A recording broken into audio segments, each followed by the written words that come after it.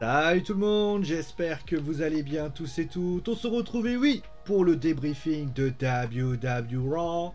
Et donc on va bien sûr parler de ce show, on va bien sûr regarder ce qui s'est passé, on va parler de ce qui s'est passé avec Bobby Lashley, de la rixe entre Biggie et Drew McIntyre. On reviendra bien sûr sur le match des filles, le tag team match avec Charlotte Flair, enfin les 4 grosses lutteuses en ce moment qui sont vraiment overbookées pour ainsi dire. On parlera bien sûr de Riddle, on reviendra sur ce qui s'est passé notamment avec Riddle et Omos, Jeff Hardy et Austin Theory, pour continuer bien sûr à parler des deux qualifiés féminins et masculins.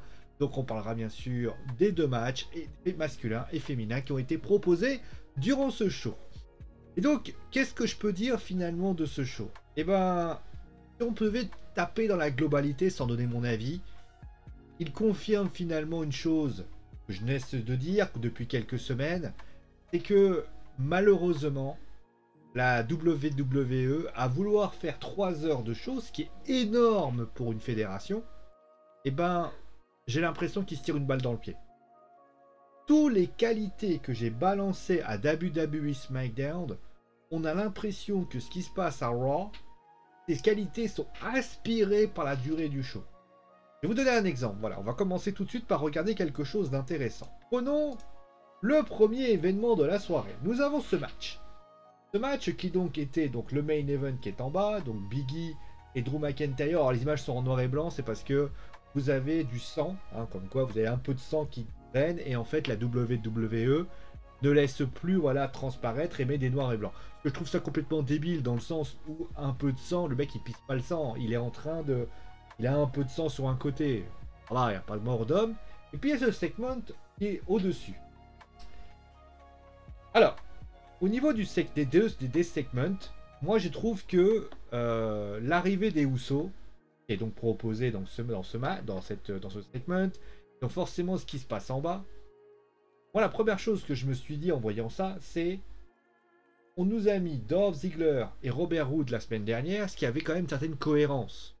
Parce que Robert Roode est avec Dolph Ziggler qui connaît bien Biggie et Drew McIntyre, donc tu te dis dans leur tête, bah, c'est quand même plutôt intéressant.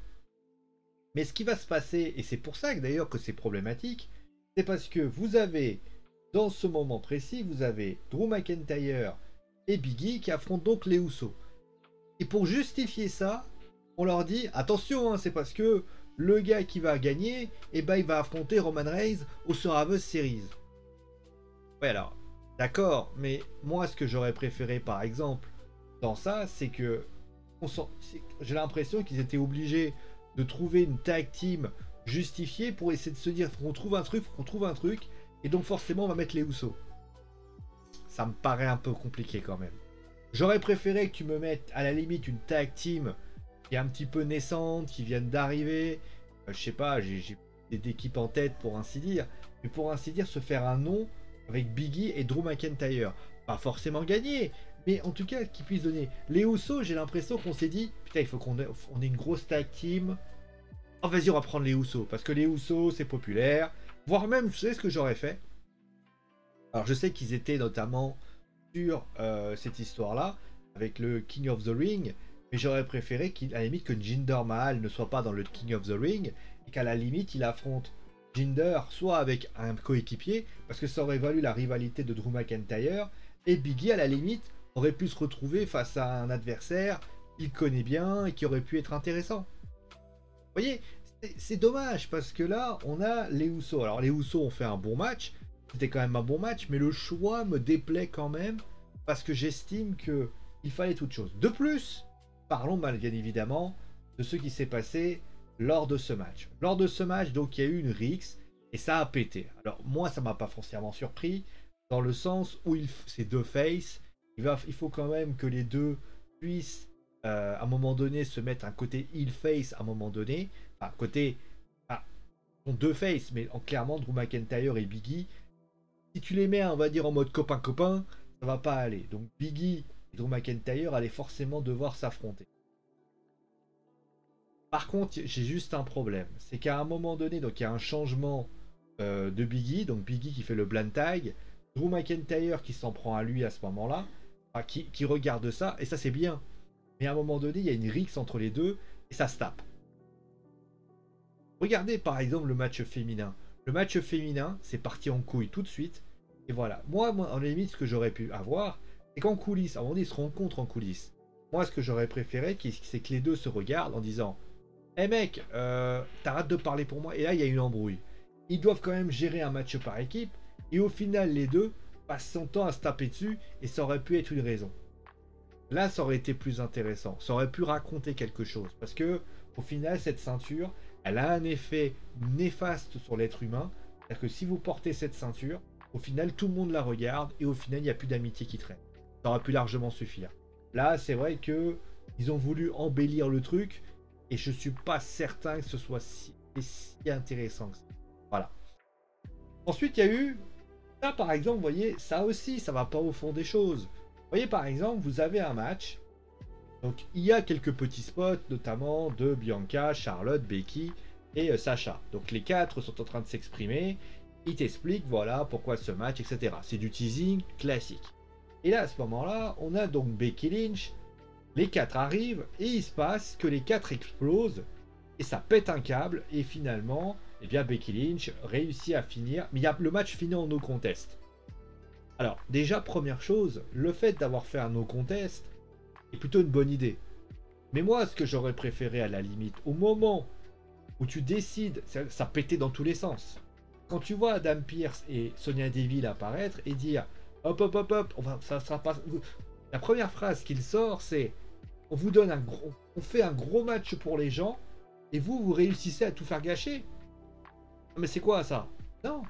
Ouais, un vrai general manager, un vrai officiel de la WWE, il aurait dit, tout simplement, il aurait dit, vous voulez vous affronter en un contre un, d'accord. Vous savez quoi, le tag team match, vous l'oubliez.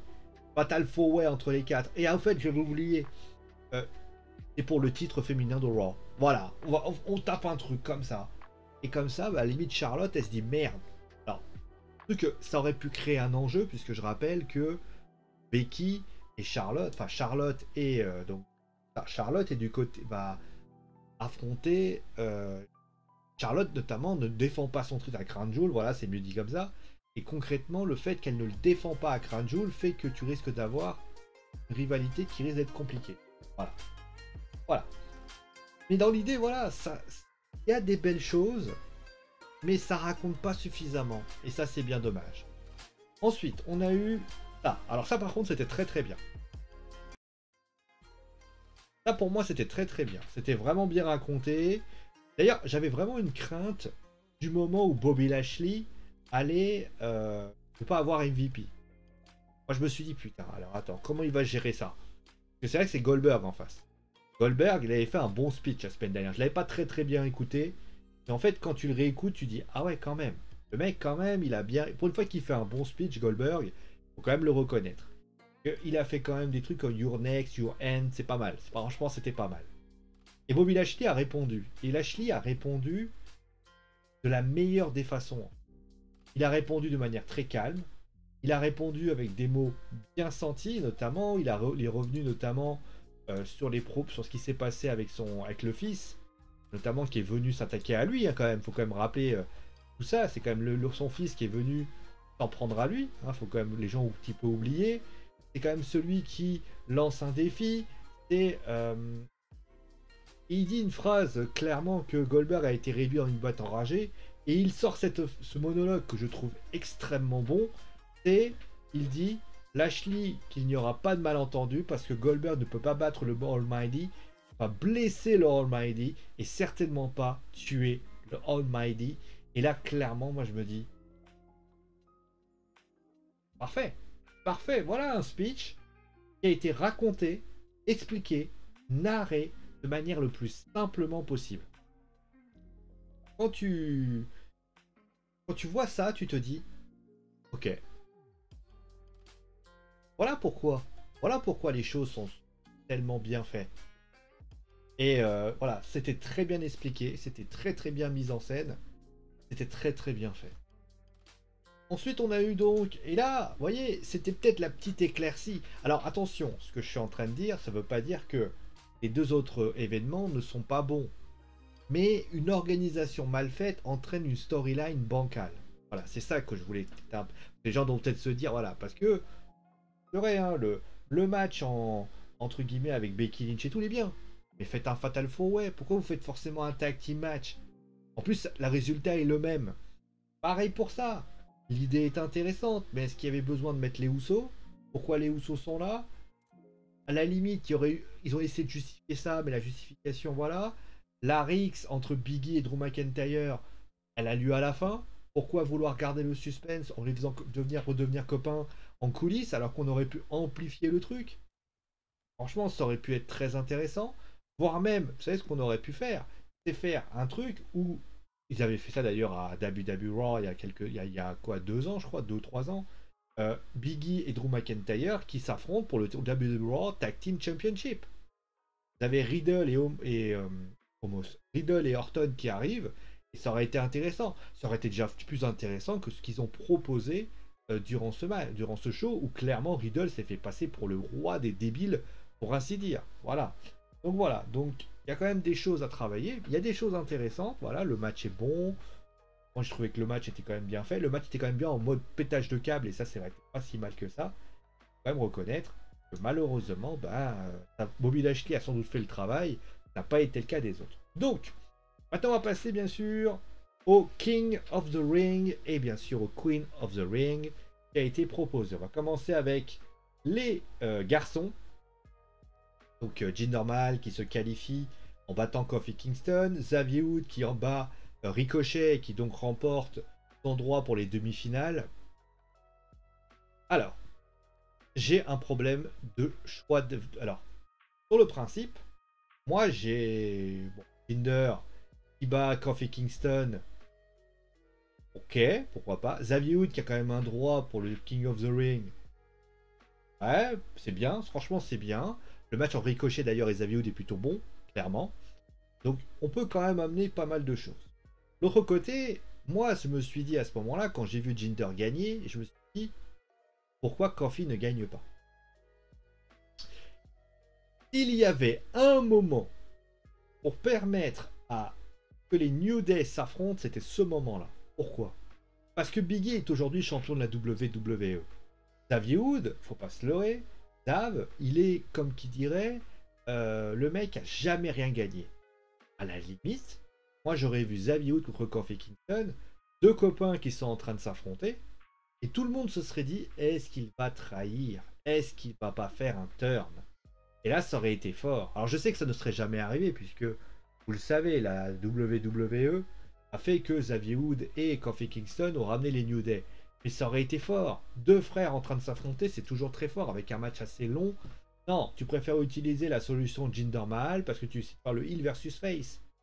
Dans un match contre Kofi Kingston, où certes Jinder a été un peu mieux, mais ça valait pas très très haut non plus.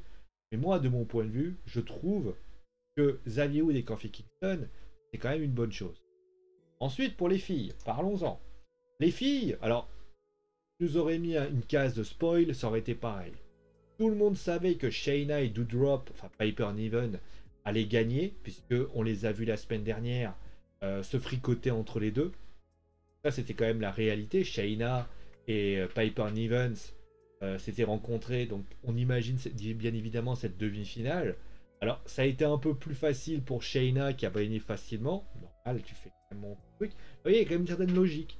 Shayna, qui est quand même en mode dominatrice, et concrètement, Shayna, elle doit monter Dana Brooke. Là, ça a été plus serré avec Natalia qui a perdu quand même de manière très petite.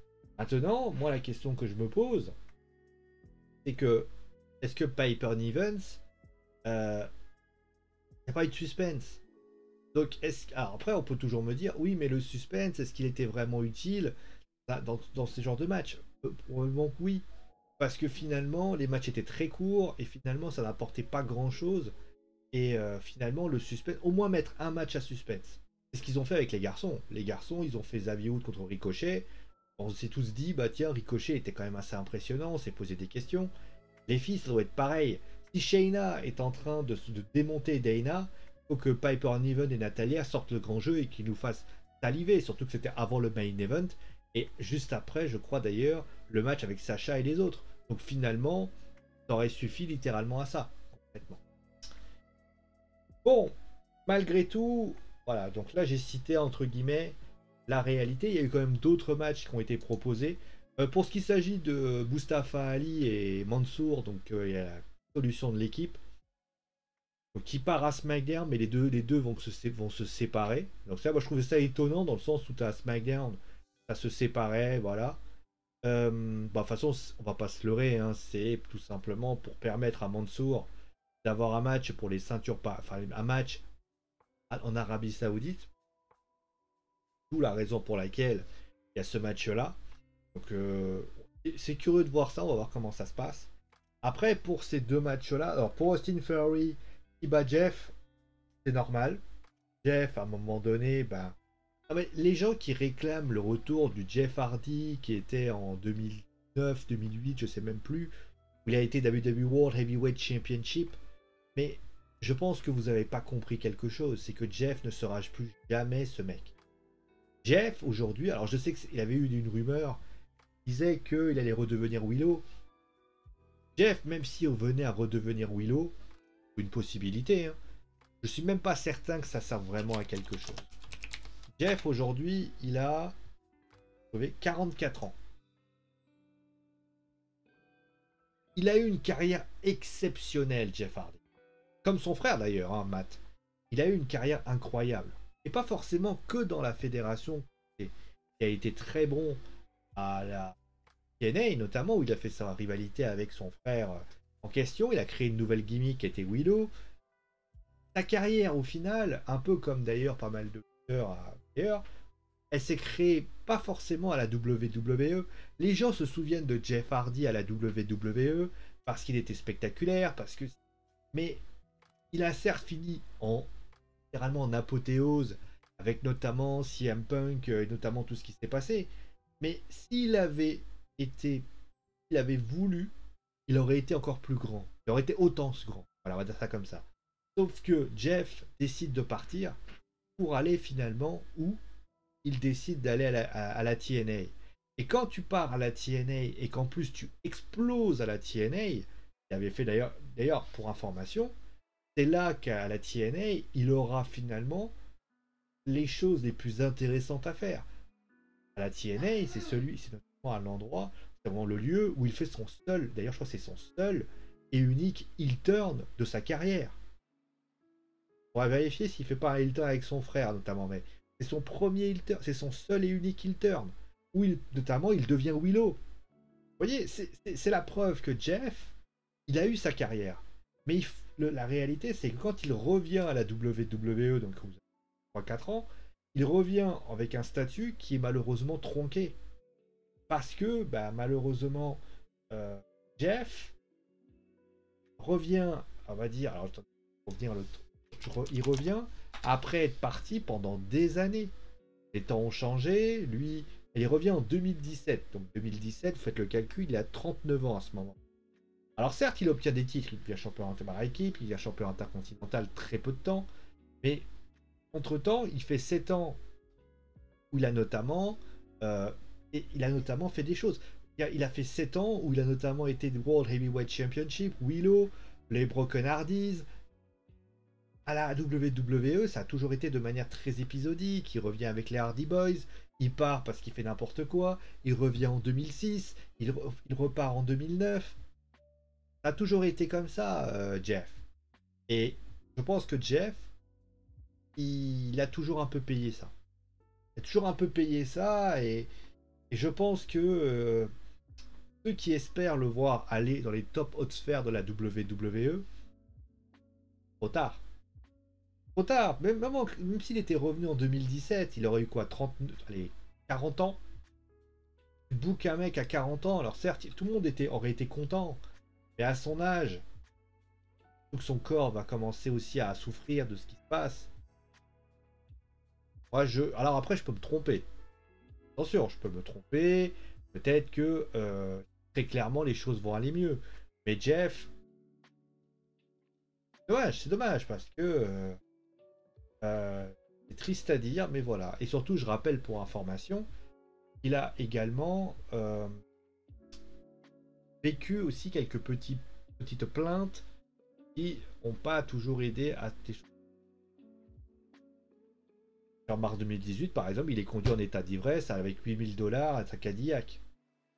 120 jours de prison avec sursis.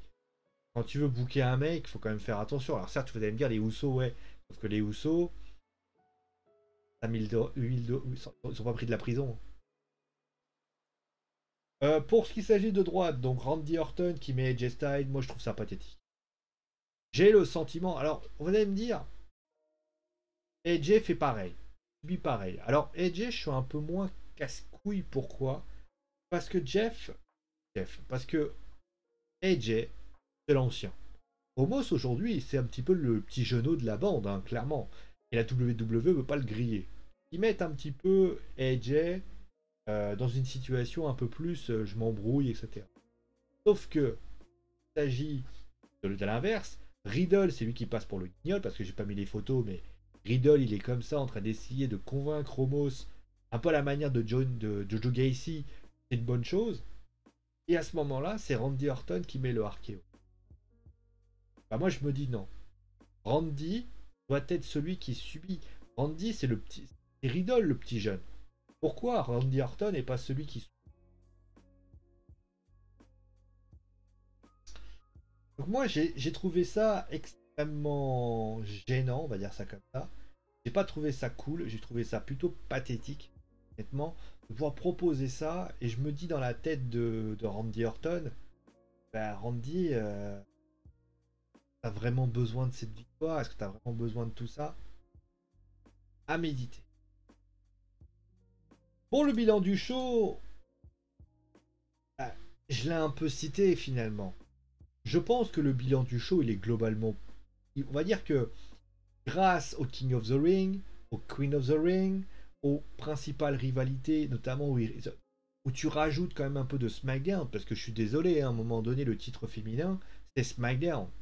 Mais comme tu es en plein draft, tu peux justifier comme quoi Bianca et Becky traînent dans les parages, donc tu fais le titre féminin de SmackDown, et ainsi de suite. Là, tu fais venir les Usos, parce que les Usos, bon, t'es encore en temps de draft, on peut encore justifier, Drew McIntyre est encore là, ainsi de suite et ainsi de suite. Sauf que, ah oui, évidemment, vous alliez vous y attendre à ce fameux sauf que, est-ce que aujourd'hui, quand vous regardez ce qui s'est passé, n'avez-vous pas trouvé le temps long? Revenons à ce qui s'est passé à WWE SmackDown. À WWE SmackDown, tout le monde était là. Et tout le monde était. Moi j'étais là en tout cas. Et j'ai pris beaucoup de plaisir à suivre le show de SmackDown. Pourquoi? Parce qu'il y avait eu un speech, et le speech de Roman, on peut comparer ça à celui de Bobby. Il y avait eu les Kings et les Queen of the Ring, avec notamment des décisions diverses, mais on va dire qu'il y avait quand même des choses intéressantes. Des bons matchs, etc., etc. Il y avait eu notamment un deuxième segment, j'avais oublié la carte de contrat, entre Becky, machin chouette et machin chouette. Et enfin, il y avait eu le segment avec Edge. Alors, il y avait 3 segments, et ainsi de suite, et ainsi de suite. Sauf que les matchs du King of the Ring sont très bons. Finn Balor, Cesaro, c'était très très bon. Le match avec Sami Zayn et Rey Mysterio était un peu plus storyliné, mais quand même des choses. Et au final, Carmella contre Liv Morgan et Zelina Vega contre Toni Storm se regardaient. Donc au final, on avait quand même un show où tu regardes les choses et tu peux faire quelque chose. Dans ce show-là, comme il faut 3 heures, ben, il y a eu des moments où je me suis fait chier. En lui-même, le constat est le même. Oui, ils ont pu garnir. Mais moi, je ne suis pas convaincu que s'il y avait eu le King of Queen of the Ring, ben, ils n'auraient pas pu garnir autant de ça. Parce qu'au bout d'un moment, c'est compliqué. Pour le match entre Mansour et Mustafa Ali contre Cedric Alexander et Shelton Benjamin, ouais, super. Et après, voilà, t'es obligé, voilà. Et là, il y a eu un peu moins de bouche-trou parce qu'ils ont réussi à mettre des choses. Mais moi, de mon point de vue, je reste intimement convaincu, encore une fois, qu'il y a eu des matchs qui ont manqué d'intensité, des matchs qu'on avait l'impression qu'on a dû réduire, on a dû changer, etc. parce que c'est pas possible. T'as l'impression que les 3 heures de Raw leur pèsent énormément et qu'ils sont un peu dans la panade. Là, c'était un peu mieux parce que ils ont pu garnir avec le King of the Ring. Mais la semaine prochaine, il y aura quoi? Une demi-finale. Demi-finale, c'est quoi? C'est pas grand-chose. Demi-finale dit que tu dois te meubler par autre chose. Voilà.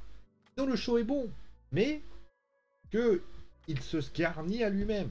Mais là où il est garni à SmackDown à 100%, lui il est garni à 50%. Parce que là où à SmackDown, finalement, tes segments, tes machins, tes trucs font que tu ne fais que. En fait, si tu veux, t'enlèves le King of the Ring, t'enlèves tout ça et tu rajoutes des matchs, ça se suit. En Raw, t'enlèves le King of the Ring, t'enlèves le Queen of the Ring. Donc, si moi je regarde ça d'un œil extérieur en ne pensant même pas en fait que tu dois avais ces matchs-là, au final tu te dis, eh ben encore une fois, 3 heures c'est trop. Et ça, je t'invite à me dire ce que tu as pensé du show, est-ce que tu as aimé, pas aimé, bien sûr, comme d'habitude. En tout cas, merci à vous tous de cette émission, portez-vous bien. Si vous avez aimé, mettez un pouce bleu, montrez cette vidéo à vos amis, et bien évidemment, abonnez-vous à la chaîne et mettez la petite cloche. A toujours plaisir. Allez, prenez soin de vous, amusez-vous bien. Ciao les amis.